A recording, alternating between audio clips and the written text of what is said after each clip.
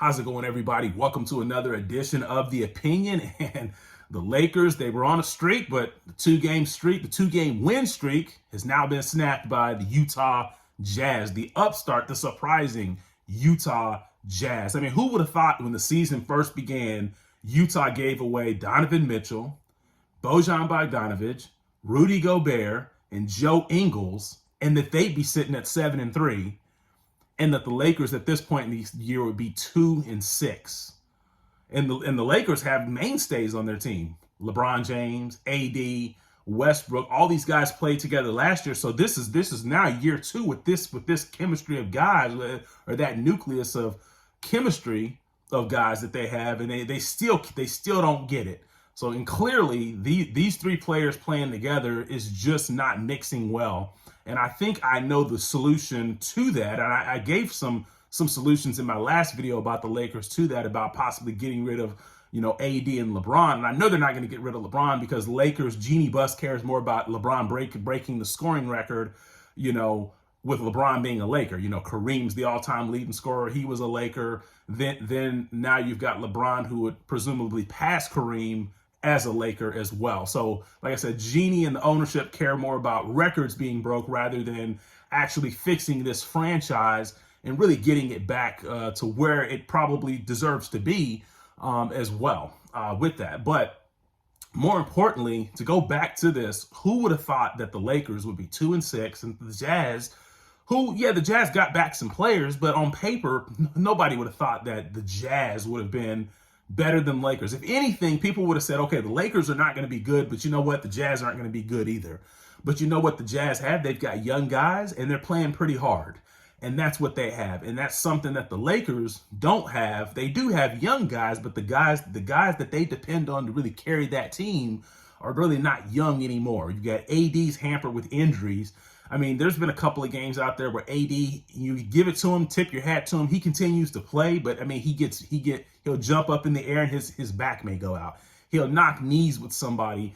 And so he's already kind of banged up, but he's staying out there because he doesn't want to miss time. He wants to help the team, but he's just injury prone. And then you've got a guy like Russell Westbrook, who actually coming off the bench, to truth be told, Russell Westbrook actually saved the Lakers in those two games that they won. It was because of him. It was because of the spark that he brought off the bench that actually upstarted their run. And that's where they were able to come back and beat a team like Denver, and then also a team like the New Orleans Pelicans in overtime as well. But their streak is now snapped. And now when you look ahead, the Lakers have the Cleveland Cavaliers coming up on Sunday. And then on Monday, they've got the Utah Jazz again back on the road.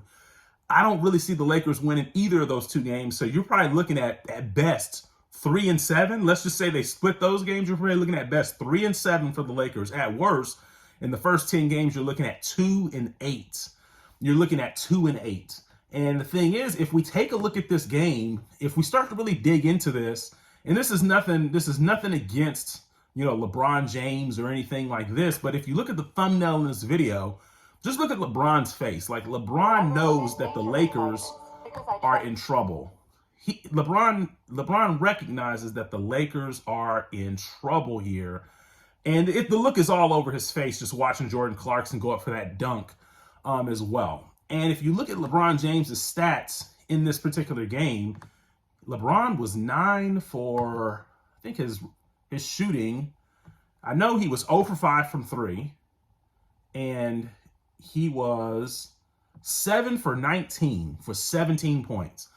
The problem is LeBron, guys.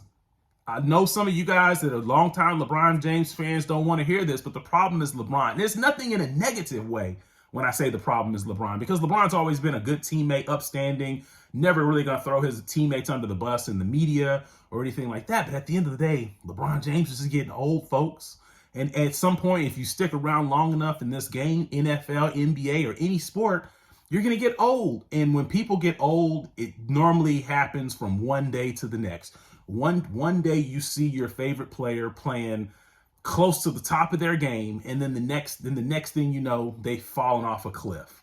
And with LeBron James, I wouldn't say that he's quite fallen off a cliff, but he's just older. He's 37 years old. He's going to be 38 in December.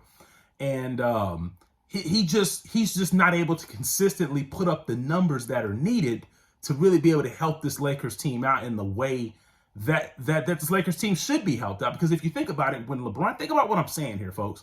When LeBron James first came into this league, LeBron was known for taking lesser talent. Think about that. He was known for taking lesser talented teams and doing probably the most with those lesser talented teams than almost any other player you had ever seen in NBA history. I mean, look at what he did with those Cleveland Cavaliers teams. Although a lot of those guys were young, a lot of those guys really weren't that talented, but LeBron James was able to take those teams to places that other players may have not been able to take those guys to. And you always thought, LeBron James made other people better. Well, LeBron James isn't able to do that anymore. Like, if you were to take a 26-year-old LeBron James and put him on this Lakers team would be really good. I'm not saying they'd win the championship, but they would be no doubt in the playoffs. The record wouldn't be 2-6 right now. I guarantee you that. Russell Westbrook would be playing a lot better. AD would be playing a lot better. The entire team would be playing a lot better. And essentially, with that being said, lost my train of thought there. But essentially, with that being said, LeBron James is just not able to give you that factor of being able to make others better. But also, he can't really make himself better because he's just an older player. And I want to read off some stats when it comes to LeBron James, because essentially, what I'm about to share with you all is that when it comes to LeBron, some of his stats are probably the lowest in some of these categories that I'm going to read to you that it's ever been in his career. And everybody, when people's game starts to decline due to age, all you have to look at is the numbers. And it's not just a gradual drop. It is essentially a quite drastic drop when it comes to LeBron James and the numbers when it comes to LeBron James's age here. So let's look at LeBron's stats. So from shooting percentage, LeBron James is shooting 43% from the field right now. And that includes jumpers, three-pointers, and layups, because that's kind of LeBron's game. He hasn't changed the way he plays. He still shoots jumpers, threes, and he tries to get into the paint. So even getting into the paint, being as big as he is, as strong as he is, that right there should be able to increase his shooting percentage. Nope. He's shooting 43%. The last time LeBron shot this low of a percentage, the only season that LeBron shot a lower percentage was his first season in the NBA, a rookie. When, a rookie not knowing anything in the NBA or not knowing as much as you need to know, he shot 41%. From three-point land, LeBron James right now is shooting 22% from three. 22%. This is lower. The lowest that he had shot from three-point percentage in his career prior to this was his rookie year at 29%.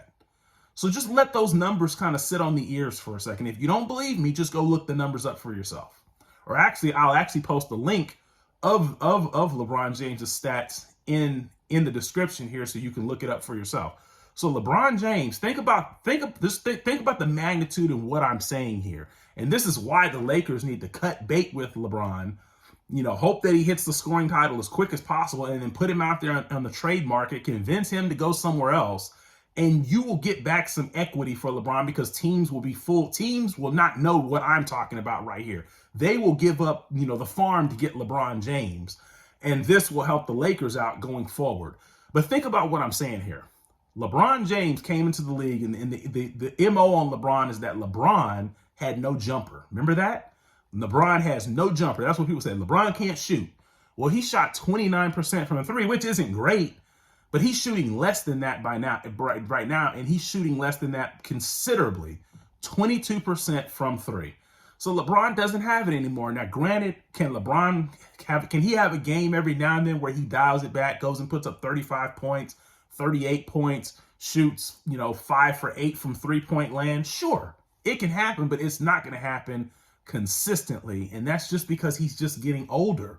Or he is older. He's going to be 38 years old. And you have to ask yourself, what 38-year-old was still able to play as good at 38 as they did at 35? I mean, Tim Duncan couldn't do it. When Tim Duncan got that old, Tim Duncan, he was over the hill. We didn't really see that from Michael because Michael Jordan retired and then he came back and he was still pretty decent for the Wizards, but Michael wasn't even the same that he was with the Wizards as he was with the Bulls. Kobe Bryant, another person, he stuck around a long time, and then eventually Kobe got older and he wasn't able to do the things that basically he was able to do.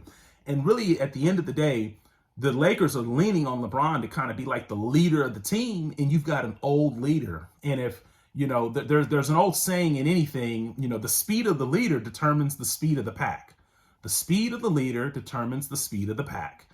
And the speed of the leader has gotten slower. So the rest of the pack is obviously going to be a lot slower as well. So hopefully those facts about LeBron just help bring a little bit more clarity to what I'm saying. But if you're a Lakers fan out there, leave some comments. What do you think? What do you think about my take? Let me know what your take is as far as what the Lakers need to do and what they need to do to kind of rebuild this team. You're not going to say this season, but what do they need to do to start rebuilding and hopefully make themselves competitive again in the next 1, 2, 3 years?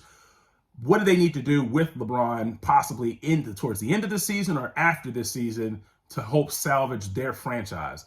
Subscribe, leave it in the comment box, and I'm out.